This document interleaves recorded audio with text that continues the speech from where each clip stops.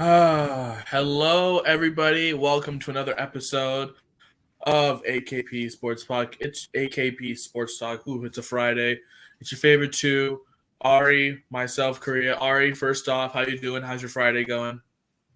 It's going pretty good. Can't complain here in Arizona. How about you? I can't complain up here too. I mean, it's actually pretty sunny, pretty nice out up here in Seattle. Nice sunny day. Kind of excited that right around the corner, Monday is the first day of Champ Week, official day. I mean, we have championship tournaments starting as of Monday, and I'm excited for that. But obviously, good day to wrap up the work week. But we're gonna get into college basketball in a little bit. First off, we're gonna briefly talk about the MLB a little bit. First off, we found obviously nothing really new coming out of the meetings, but one interesting note is that Rob Manfred finally showed up to these meetings with the Players Association, and that was something that we weren't aware of. Apparently, he wasn't coming to any of the meetings as of Monday, Tuesday, Wednesday, and yesterday, which was Thursday. And now we were recording this as of Friday, February 25th. And all right, I got to ask you, I mean, you would assume that the commissioner would want to be a part of these meetings with the Players Association to try and, build a common ground here. But seeing that he didn't even show up until today, which is the last day of the week, and we already know like today was kind of the deadline, doesn't that kind of raise a little bit more concern for you? I mean, does this make it seem that Rob Manfred kind of doesn't care, or does he just not want to listen to the players? What's your take on this? Yeah, I mean, we already see MLB fans and even players kind of rip on Manfred and what he's done as a commissioner, and we've seen, even not baseball fans just rip on him, as like the quote unquote worst of out of all the professional sports. So I mean, obviously, we don't know why he didn't show up until Friday. It could be because he doesn't care. It could be because he wanted to wait and see if there's any progress made. But, from the outside looking in, I feel like this doesn't necessarily help his case as the commissioner. I feel like he should show more. I feel like he should have been there, right from the get go. But obviously, we can only speculate as to why he didn't show up until Friday. Yeah, it is a little concerning. I mean, if I was the commissioner of like a professional sport like the NBA, like with Adam Silver or Roger Goodell, and I was in this situation, like a lockout situation, when the last time we saw like a real lockout was back in 2011 with the NBA lockout at the time, and that was quickly resolved by David Stern really quickly. But it took a little while, but that was a lot more quicker than this situation. And now that I'm hearing that Rob Manfred is not even showing up, it just seems like he doesn't even care about what the players are trying to do here. Like, you set out this deadline that you want deals done by today, essentially, since Monday's the end of the month, or Monday, which is the last day of the month. You're saying these 2 days, you want deals done by then so we can try and start the season on time, because you know that money is tight right now, especially with the economy and everything. But wouldn't you want the season to start on time, to gain revenue and, not have this problem? Because it's not like the players are out for it's not like the players want to do this lockout. I mean, I've seen plenty of players tweet their frustrations about this lockout. People, like I saw Walker Buehler even talk about this, and literally everyone is wanting this to end. So I don't understand why the MLB is doing the bare minimum to try to end it. Like, if they want to end it, it's not like the players don't want to be in this lockout. The players want to play. They want to get money. They want to see the fans. They want to see the crowds. They want to see. That's what baseball's all about. But the part I'm not understanding is why the MLB and Robert Manfred and everyone in that front office just does not have the same interest. Like, it beyond baffles me. I'm very confused as to why he's now showing up today and now trying to be in part of these discussions, trying to see what's going on with with these talks, and I just find it's he literally it's for the first time. It's literally oh my god, it's mind boggling. So I mean, Monday's the deadline, right? So if Monday's the deadline, we're gonna see what happens on Monday. I am pretty much at a 99.99% guarantee that no deal is getting guaranteed on Monday, that the season will have to be delayed or we'll have a shortened season or something. And we know who's at fault. It's Robert Manfred right here. This is explaining it right there. For him not being actively involved in these discussions is showing how much he really cares about the players instead of and caring more specifically about how much money he's actually losing. Because he doesn't care about the players. He definitely does not care about the players. His actions are showing for it. If he truly cared, he'd want to talk with them and engage with them and to try and agree on a new CBA that'll last longer for both sides. But to see that he's coming in now on the last day of the deadline before the pretty much the last Friday before the month goes out, like, what are we doing here? It just annoys me because it shows me that there's no effort coming from his side. And as someone who is such a passionate baseball fan, it just hurts to see this situation be longer than I even anticipated, because I thought this was going to be resolved by like January. That's what my hope was. But it's just nothing. No one wants to talk, and it's just frustrating, man. It's just frustrating. Yeah, I'm definitely with you. And I guess now, assuming the 0.1% chance that a deal is done by Monday, assuming that it doesn't happen, I guess now it really comes down to how close they truly are by Monday to where how once the deadline passes, how much longer after that it will take. Because I mean, I've heard, obviously social media, you can take what you want, but I've heard anything anywhere from not seeing later till like sometime like March all the way up until like April, May or whatever. So I mean, obviously, like I've said this before, I feel like at some point they're going to lose enough money to where one side has to give in. I guess it just comes down to who's going to budge first, basically, I guess is what it's going to come down to. Yeah, exactly. You mentioned it. It could go on for a while. I don't think I hope and pray that this is not going to extend so far into March that, it's going to delay a good portion of the season. But I guess we'll see what happens with that. Obviously, Monday is probably going to be a bigger day with more baseball news, considering that's the deadline for the MLB. That's the MLB set to ensure that a new CBA was agreed on with the MLBPA so that the season would start on time. And with everything going on right now, obviously, Ari and I mentioned it, probably has a very slim to none chance of happening. So we'll keep you updated with that on Monday. But now we're going to transition into a little bit of college basketball. First off, let's talk about Xavier and Providence. What a game, huh? I mean, I didn't even get to see some of that Wyoming Colorado State game. We're going to talk about that later, but I didn't even get to see most of that game just because of how neither team really wanted to lose in this one. Ari, first off, what does this show for Providence going into the Big East tournament and obviously the NCAA tournament? Does this show you how gritty that they are, or does this raise a little bit of concern to pick this, great team, 22-3, obviously Ed Cooley, Coach of the Year candidate right here? Is it scary to see a good team like Providence? Are they destined to be like a first round exit or maybe a first weekend exit? What do you think? I think you can take it from both sides to where you can say a win is a win, and they did win at home, but you can also look at it. I think it was Ken Palm. They had their luckiest teams. I'm not exactly sure what that criteria is, but Providence is number one on that list.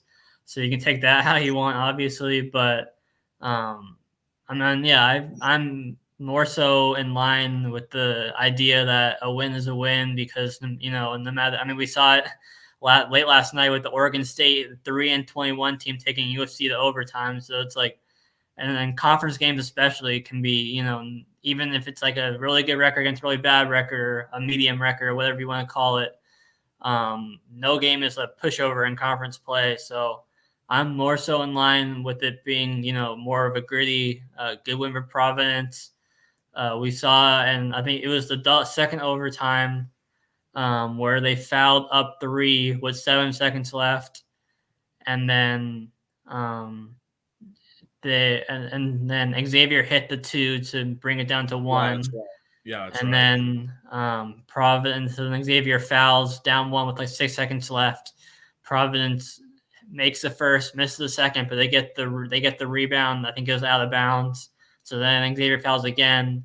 They make the first to go up 3, miss the second, and then you think they're gonna foul again because they just fouled up 3, but they let Paul Scruggs run up the court with like 4 seconds left and nail the game tire at the buzzer. And then Providence kind of took over in that third overtime, winning by 7. But I think we're really going to see Providence. They face Creighton tomorrow, Saturday, February 26th. And then they close the regular season in the rematch against Villanova. They couldn't pull it out in the first meeting between the two. So I think that will be the biggest test, to end the regular season, to gauge kind of where they're at entering the Big East tournament and then March Madness. Oh yeah, definitely. I was just gonna briefly note before you change that bottom ticker right there. I just got some breaking news about the MLB right there, saying that they are canceling more spring games. I just got this Bleacher Report right now. Apparently, the league has said that they're canceling games, I believe, through 3 more days of spring training, with the earliest starting March 8th. Just quick statements. I knew this was coming. I'm pretty sure Eunice was coming just because of the delays with all the talks with Manfred and now Manfred showing up. We kind of expected this kind of, delay, and I think more of these games are going to be delayed the more and more we just keep going. Ari, thoughts? Yeah, I think it's inevitable, just given that, from Monday to today, Friday, the two sides haven't really gotten, far enough to where they could. Because I think originally, I think I saw it was Jeff Passan on the Pat McAfee show on YouTube. He was saying that the deadline, because last year the spring training was 3 weeks, and some of the players were complaining because of injuries, and they wanted that extra week. And so Jeff Passan said that the hope was that they could get the deal done by the 20th of February on Monday, and then they would start spring training on March 4th, and then have that like 4 weeks, and then the opening day would be the 31st, I believe, of March. So I guess, but I mean, I guess starting the 8th for the games would still mean that they could go on the 4th or 5th, just like reporting to camp. So I guess it doesn't totally rule out the deal happening on Monday, but assuming if the deal does not happen by Monday, then we'll see obviously more games get canceled. So it's really a day by day right now. Yeah, definitely. Back to that Xavier-Providence game. Yeah, you talked about it earlier. I mean, I mentioned, yes, this was a gritty game for Providence. You mentioned obviously down the stretch there were a lot of fouling. Xavier going to the line, Providence going to the line. Very clutch shots on both sides. It just really looked like both teams really wanted to win. No team really wanted to lose at some points. But honestly, this is honestly a little concerning for me because Providence, I've always had them as one of my sleeper teams in the tournament just because of how dominant they've been in the Big East this year. But I mean, you mentioned it with their Ken Palm. I mean, I think I remember watching, I think it was the Washington State versus Arizona game. And I think one of the I think ASU or something. And one of the broadcasters said Providence, Wazoo is the opposite of Providence. So that just shows you, I mean, how lucky they are in these close games at home. I mean, at this point, it's kind of, yes, it is delightful to see that a team can go on this run and, just get out these gritty wins. But at the same time, like, when is the rut going to run out? Is it going to run out? And I think it will run out during the March Madness tournament at this rate, just because of just their inconsistencies in this conference. I mean, yes, they've been at the top, but I mean, they don't have an easy stretch. You mentioned it. They play Creighton tomorrow, Saturday, the 26th of February, and then March 1st on Tuesday they got to play Villanova in that big rematch. And that's the game everyone circled in the Big East because that's pretty much the game of the conference again. And then they're gonna have an actual, Villanova's gonna have a full lineup. It's gonna be a different competition. So that's why it's making me a little nervous for Providence because it's not gonna get any easier. And Xavier, yes, they're a tournament team, but if you're at the top of the conference and the way they play very gritty basketball, very defensive play, and you're allowing all these points. I mean, it just seems like, obviously it was triple overtime, so obviously there's going to be a lot of scoring, but I don't know. It just seems that Providence is getting a little too lucky. And I feel like their luck may run out down the stretch and potentially the NCAA tournament. I don't think it's going to run out in this Big East just because of how gritty of their defense is under Ed Cooley, very defensive-minded head coach. So for Providence, I feel as if it's a fantastic get a gritty win at home, extend that winning streak, get some good quality wins under your belt in your conference so you can work up your seeding line. Because right now, a lot of people, including myself, they have them around that 4-3 line. I have them actually right at the 3 line just because of what they've done. My motto is win in your conference and win in your non-conference and you're good. And that's what they've done. And they just keep getting out these wins. So I'm putting respect on them. And I think a lot of people are starting to now that they're getting out these good wins. What are your thoughts on Xavier as in terms of, March Madness? Because they were, I believe, 10-1 in non-conference, and then now they're 17-10 because they're 7-9 conference play. Do you think they're going to really need because I think I wrote it down. They play Seton Hall, St. John's, and Georgetown. So 3 winnable games to close out. Do you think they're going to kind of need to win at least 2 or all 3 and then make a run in the conference tournament? Or what's your stance on them right now? Yeah, they got to win 2 out of 3.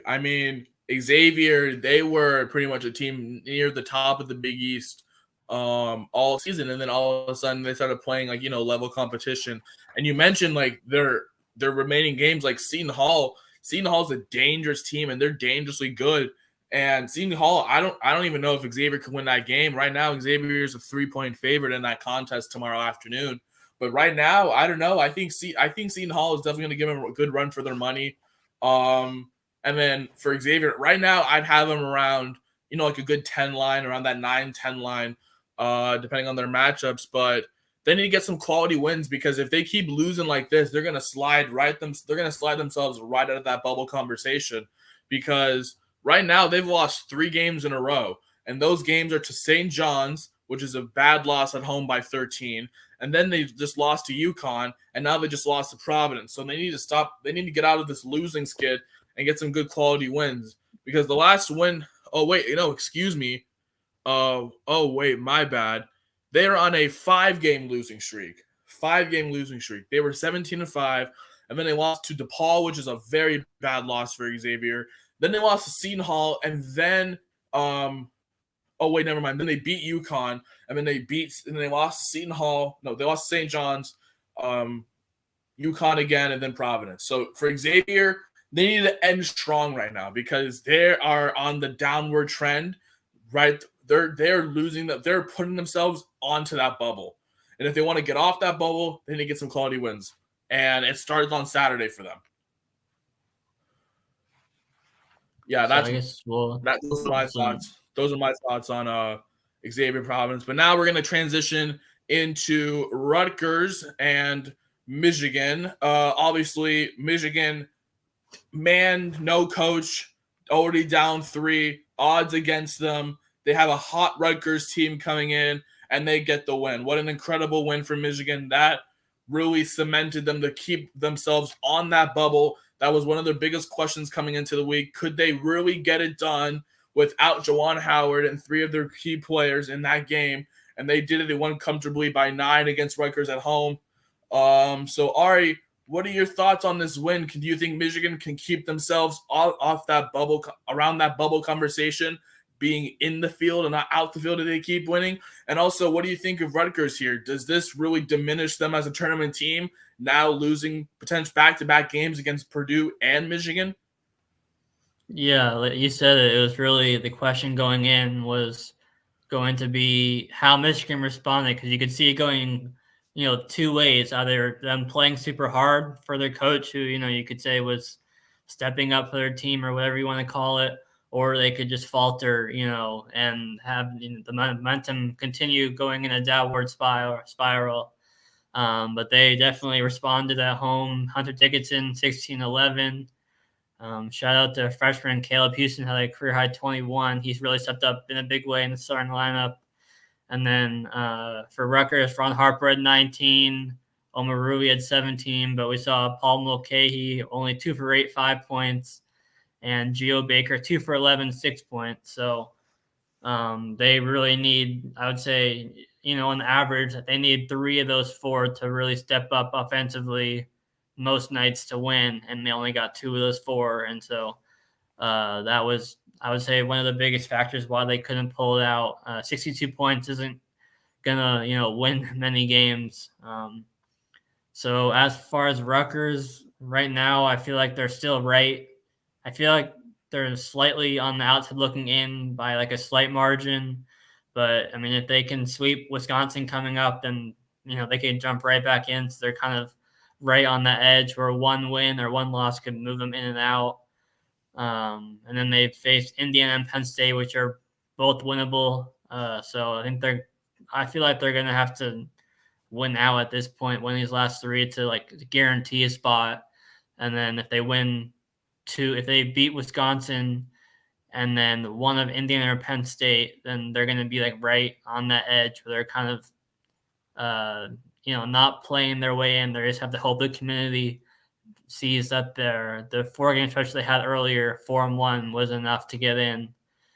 And then Michigan, they face Illinois, which will be tough. Michigan State, Iowa, and Ohio State. So that's, I think, 4 top 25 teams, if I'm not mistaken.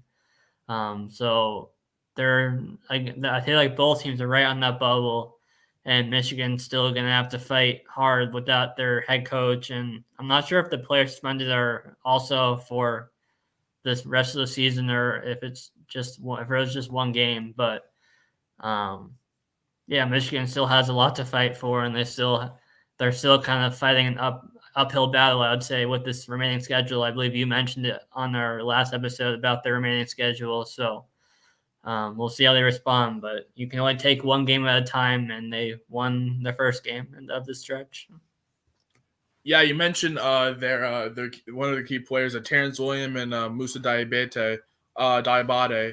They're suspended 3 games due to the fall, so they have 2 more games and then they can come back.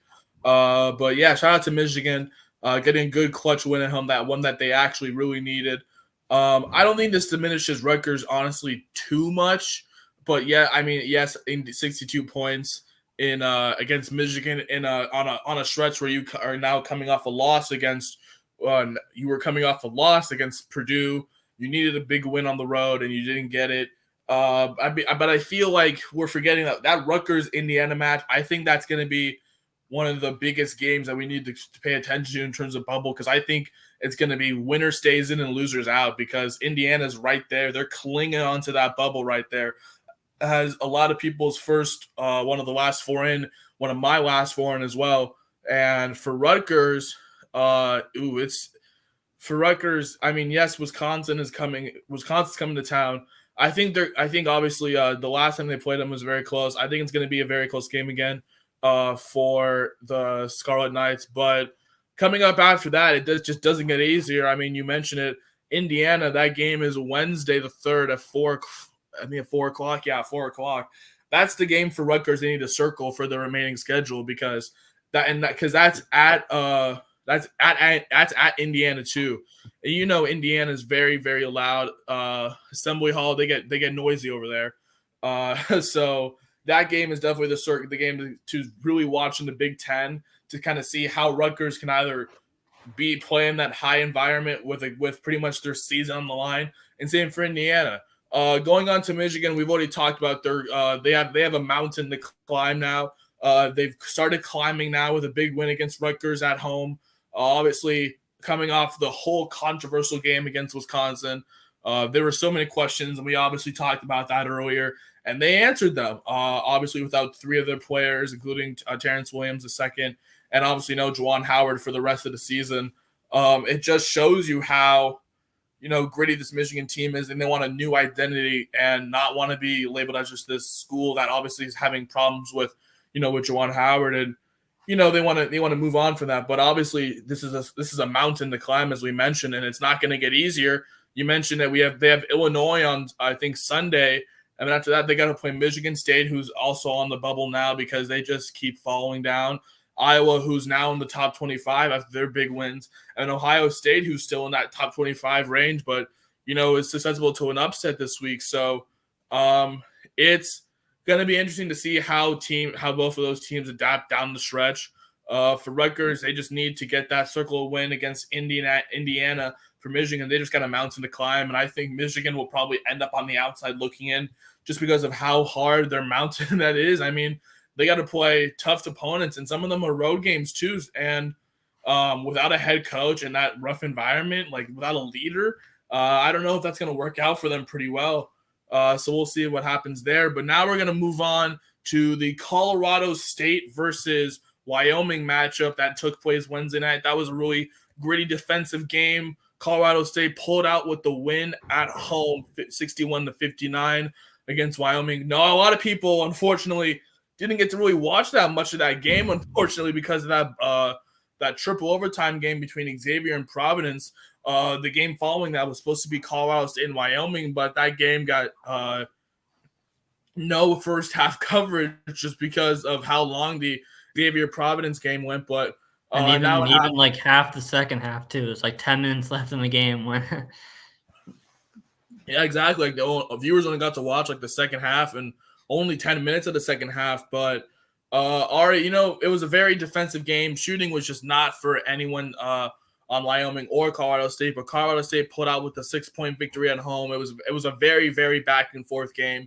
Where do you see Wyoming fitting now after after another loss for the Pokes, and then for the Rams of Colorado State?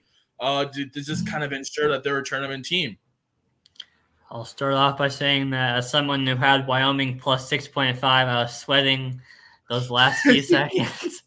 But moving back to the game, Graham, Ike or Ike, and Maldonado, the two best players for Wyoming, just didn't show up. Maldonado only had 4 points. He was in foul trouble the whole game. I believe he only played like 24 minutes, something like that. And then Ike was 3 for 13, 8 points. When your two best players have 12 points, it's not going to be, easy to win. But we saw Drake Jeffries had, I think, 22, so he kind of kept them in the game for most of the way. And then we saw David Roddy at 26 and Chandler Jacobs had 18 off the bench for Colorado State. So, I mean, those two alone almost outscored Wyoming for the entire game. But, Colorado State was, the favorite at home, and they held home court. I feel like Wyoming has kind of cooled off just a tiny bit as of late after the hot start, but they should still definitely be a tournament team, I think. And we'll see how they both finish off into the conference tournament. But what were your thoughts? Obviously, I mean, Wyoming was still, pretty much one of the most talked about teams in this conference, always dominant. And now they've lost 2 of their last 4 games, losing in an upset to New Mexico on the road. And then now a very close matchup with Colorado State. And obviously they still have a little more ways to go. I think Wyoming's definitely still a tournament team. We look at their resume. I mean, look at just what they're doing right now. I mean, we always talk about their two-man, kind of 3-man basketball play with Ike, Maldonado, and Drake Jeffries. They're just leading the team right now with with Ike. I mean, he's averaging 20 points a game and 9 boards. He almost averaging a double-double.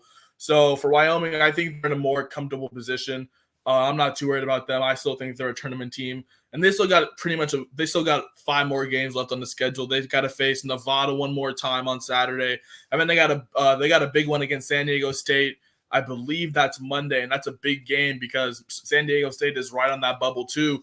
That's going to be a big game to watch on Monday. And then for the rest of the season, they wrap up against UNLV and then Fresno State. So I think Wyoming is in a more comfortable position right now, considering Colorado State, they have 2 more games. They have one on Saturday against Utah State on the road, and then they have the rematch with Boise State the following Saturday. And that's a big game for Colorado State and Boise State. That's probably going to determine like who wins the conference, maybe, just because Wyoming, Boise State, and Colorado State are all at the top of the conference. So Colorado State, great win at home. Obviously, we mentioned David Roddy, great game, 26 points, 8 of 13 from the field, 6 of 7 from the line. Obviously, it was just a very defensive game. That was kind of the mindset coming in. Obviously, both teams are more defensive, but kind of a good gritty win for Colorado State to kind of make sure that they're still on that bubble, that they're still talked about in this conference. But Wyoming, they're not diminished too hard. They're still a tournament team, in my opinion, and a good tournament team. I still see them as a second weekend team, and I believe that Wyoming, they still have a good stretch to the end of the season, so they're not going to be losing all these games. They still got an easier schedule. But also now we're going to talk about the Ohio State versus Illinois game that yesterday. That was a good game. Ohio State got the road win at Illinois 86-83. That was a really good back and forth game between the Buckeyes and the Fighting Illini. Obviously, Illinois barely had a lead at half, and then Ohio State just took it away in the second half, scoring 50 second half points on the road in at Illinois. Ari, what do you see here? Is this good Ohio State or bad Illinois? And what do you think of Ohio State now coming off of a bad loss to Iowa and, some kind of inconsistent play, now getting a good gritty road win against a good Illinois team? Does this, maybe see them as a second weekend team? Yeah, I mean, you said it yourself, inconsistent. It's kind of this Ohio State team. It's a lot of teams in college basketball, but specifically this Ohio State team. So I think that inconsistency might hurt them come March, but that's, to be talked about. As I always say, matchups matter a lot come the tournament, so we'll see who they match up with. But this is definitely a huge road win. Kofi Coburn was in foul trouble, so that really hurt Illinois a lot. We saw Alfonso Plummer. He was 8 for 10 from 3. I saw it firsthand earlier this year when Illinois faced Arizona, and Plummer had 25 in that game, how dangerous he can be. And then I think it was, freshman Malachi Branham. I think he had 31. He's had 22 plus in his last 3 for Ohio State, and EJ Liddell, he does it every game, 21. It was definitely a big road win in a tough environment for Ohio State. Definitely a statement win. I don't think it diminishes Illinois really much at all. Both teams are tough, and as you said, Ohio State went off. They couldn't miss the second half, 50-plus points. It's obviously a lot in one half. Obviously, they made some good adjustments at halftime coming out of the break, but we saw Illinois hit that 3 to bring it within 1 with like 6 seconds left, and then they fouled. Ohio State made both to go up 3, and then Illinois missed the half-court shot to tie it as the buzzer went off, so it went right down to the wire, the final seconds. But yeah, I think overall it was just Ohio State just had a huge offensive outburst, obviously. But again, inconsistency for both of these teams really, but especially Ohio State. It'll be interesting to see where they end up, if they're like a 3 seed or a 4 seed, where they end up come Selection Sunday, because I think matchups will play a huge role in how far they could go. Yeah, you mentioned it. Ohio State at the half, they only had 36 points. It looked like it was going to be a low-scoring game. And then after halftime, they just found their offense. We talked about you talked about Branham and Liddell. They'd up 50 points combined. Branham 10 of 14 from the field. He just wasn't missing. Obviously, and then behind the arc, they only shot 12 threes, but they made half of them. With Ohio State. So their offense obviously just came out to play a lot harder than Illinois' in that contest yesterday. In terms of Illinois, obviously you mentioned it. These teams both have inconsistencies throughout their teams. Obviously Ohio State, and I think that's just the Big Ten being the Big Ten. Obviously, the Big Ten is pretty much one of the best, if not the best, conference for basketball this year. and so many teams within the top 25 and just so much talent within that conference. I think teams are just beating each other up. So you're right. It will be interesting to see how Ohio State and Illinois pair up just with their seedings just come Selection Sunday, which is now 2 weeks from Sunday, which is crazy to think about. Two weeks from Sunday is Selection Sunday, and we will be actually live streaming that. We'll tell you more about that on Monday. But yeah, this is just a classic, Big Ten versus Big Ten matchup.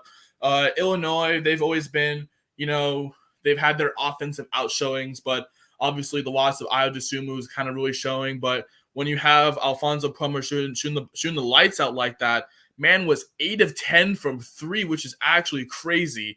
Like when you have days like that and you still barely lose, I mean, it just kind of shows maybe Kofi Coburn is a little more of a reliant on this team. He only shot 5 of 15 from the field, missing some of those big shots. Maybe the difference between, Illinois winning at home and then getting another conference winner, them getting upset by Ohio State. So that's pretty much what it comes down to. But what a big win for Ohio State on the road to get that big quad one win at Illinois, trying to, get back to their winning ways after all that inconsistency. So good win for Ohio State coming down the stretch. And Ohio State, they don't really have that hard of a schedule. They got to play Maryland at the end of the month before they play Nebraska, and then they finish up against Michigan State and Michigan. And I feel like Ohio State get 3, maybe 3, even 4 wins out of that. And then for Illinois, they got to play Michigan on Saturday. We already talked about that, and that's on the road.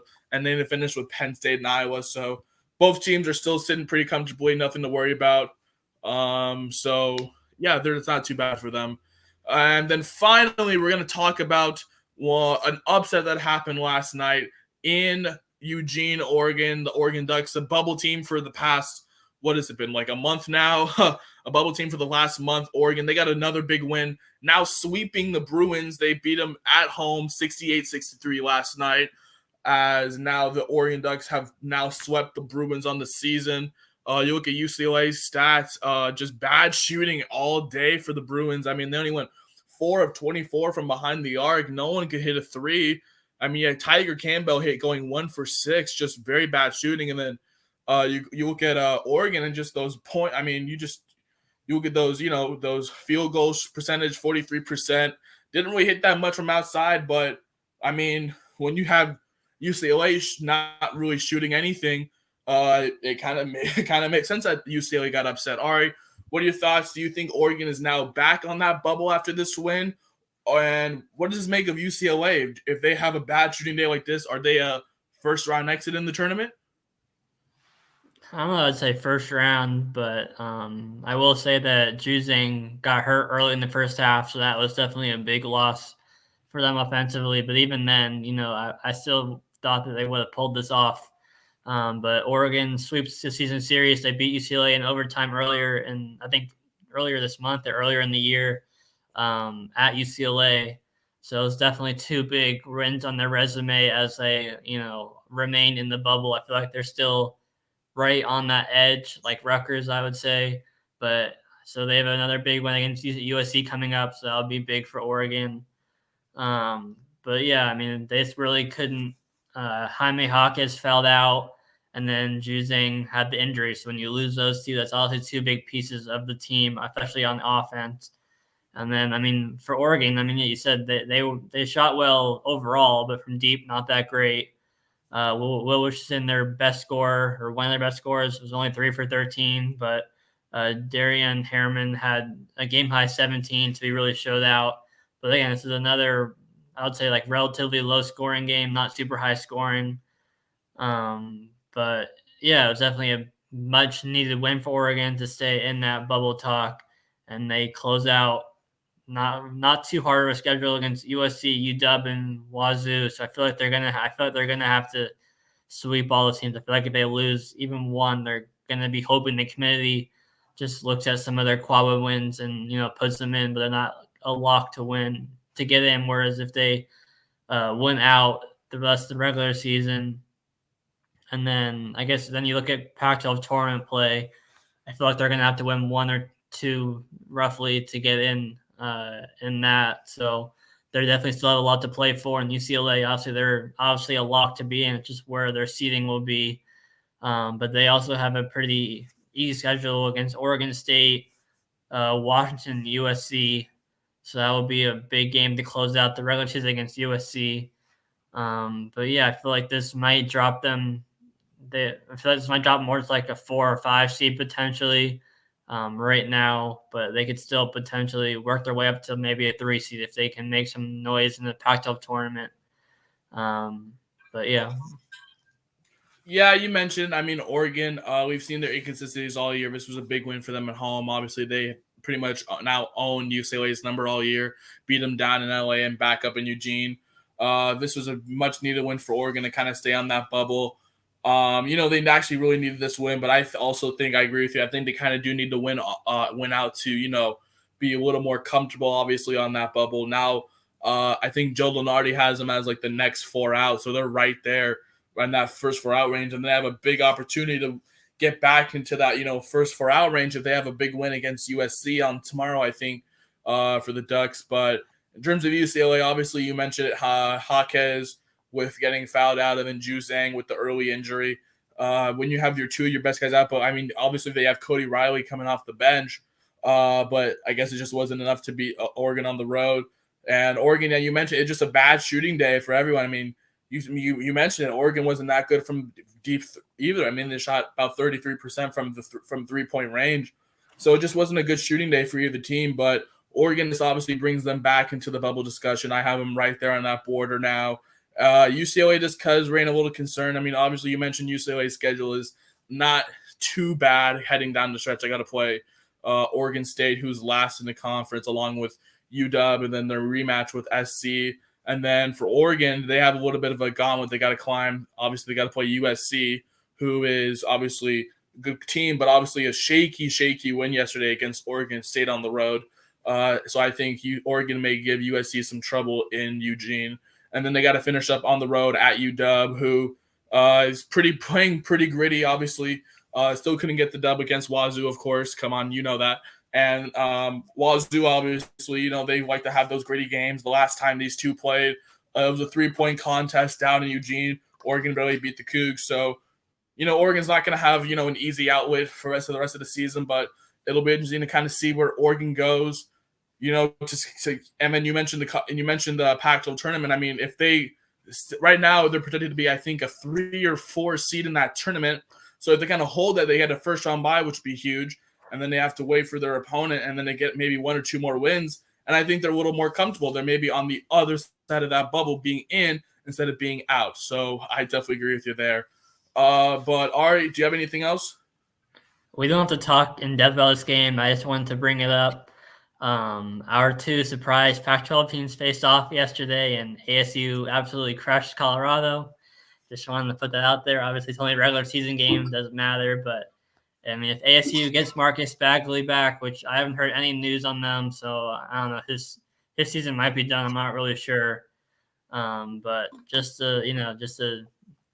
probably they'll be like a 9 seed or 8 or 9 or 10 in the Pac-12 tournament.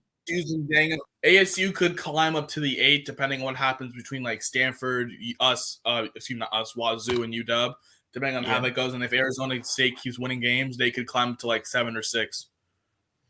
But I mean, hey, you're right. I can't say. But it's only one game, so But yeah, just I mean, oh no, yeah, I totally get it. Colorado State doesn't have that easy much of a schedule.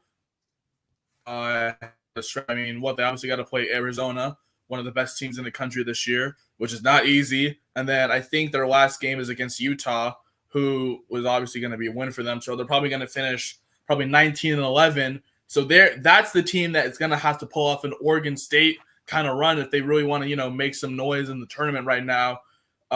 Sitting at 5th place in the tournament, 18-10 right now. So Colorado's going to have a big run to even just, kind of be in that discussion again. But if that's everything, this has been another episode of AKP Sports Talk. Check us out Monday, sort of Champ Week, so we're going to get into a lot of Champ Week stuff.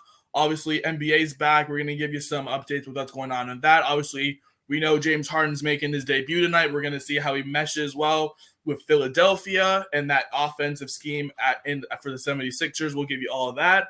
We'll give you some MLB updates. And we're going to be just, having fun talking about Champ Week because it's the start of Champ Week. And obviously there's not that much action on Monday, but we'll also give you some previews of what's happening the following week because there's some tournament games that are starting the next day on Tuesday and after that on Thursday and so on and so forth. So we will see you guys on Monday for the next episode of AKP Sports Talk.